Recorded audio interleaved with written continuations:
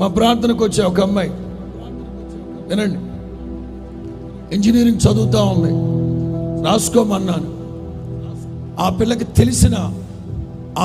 తెలిసిన 9 software company పేర్లు రాసి పెట్టుకుంది. 9 సాఫ్ట్వేర్ కంపెనీ పేర్లు రాసి పెట్టుకుంది. విచిత్రం ఏంటో చెప్పనా, 9 కంపెనీల్లో జాబ్ వచ్చింది ఆ పిల్లకి. ఏదా పిల్ల? అనిల్ కూతురు. ఎక్కడ? 9 కంపెనీల పేర్లు రాసి పెట్టుకుంది.